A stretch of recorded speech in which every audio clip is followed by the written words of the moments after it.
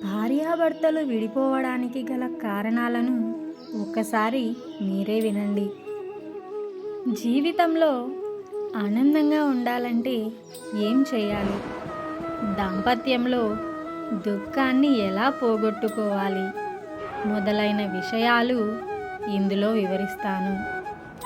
వివాహ బంధంలో దూరం అవ్వకుండా ఉండాలంటే ఏం చేయాలి?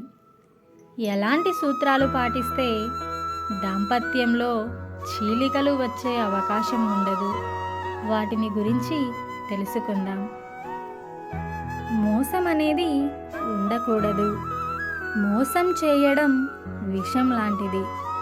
భార్యాభర్తలు ఒకరినొకరు మోసం చేసుకోవడం మాత్రమే కాదు, రిలేషన్షిప్లో ఎవరు ఎవరిని మోసం చేయకూడదు. భార్యాభర్తల బంధం బలపడాలంటే ఈ బంధంలో మోసాలకు ఆస్కారం ఉండకూడదు. మోసం ఉన్న ఏ బంధమైనా, ఏ సంబంధమైనా చాలా త్వరగా విడిపోవడం జరుగుతుంది. అబద్ధాలు చెప్పకూడదు. అబద్ధాలు చెప్పి నిర్మించుకున్న కుటుంబం ఖచ్చితంగా ఎక్కువ రోజులు మనుగడ సాగించదు. రిలేషన్షిప్లో అబద్ధం చెప్పారని రుజువైతే ఆ సంబంధంలో చీలిక వస్తుంది. అబద్ధాలకు దూరంగా ఉండాలి. సంబంధాలు ఎప్పుడూ నిజం, నమ్మకం అనే పునాదులపై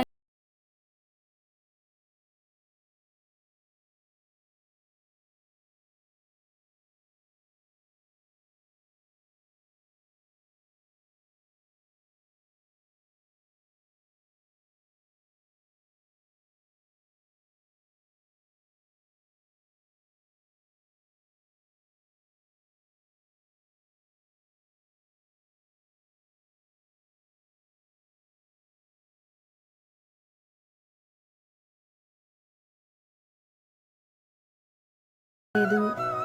మనం మాట్లాడే పరుషమైన పదాలతో బాధపడి భాగస్వామి మళ్ళీ మనతో కలిసి జీవించడానికి ఇష్టపడరు.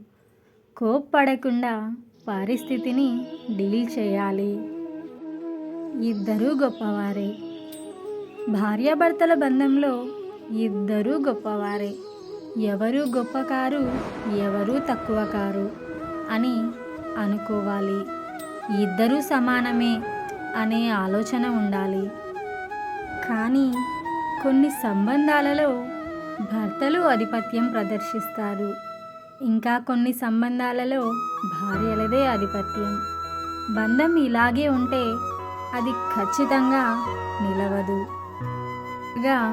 వివాహ బంధం విడిపోవడానికి కారణమవుతుంది. అందుకే జీవితంలో ముందుకు సాగాలంటే భార్యాభర్తల ప్రయాణం అర్థం చేసుకుంటూ ఉండాలి. భార్యాభర్తలు కొన్ని విషయాలను పాటించాలి. బంధం బలంగా ఉండాలంటే నమ్మకంతో ఉండాలి. ఆ నమ్మకం లేకుంటే ఎన్ని రోజులు కలిసి ఉన్నా ఉపయోగం ఉండదు.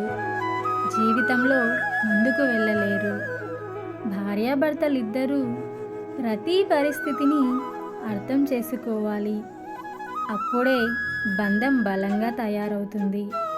చిన్న చిన్న విషయాలకే గొడవ పడడం మంచిది కాదు.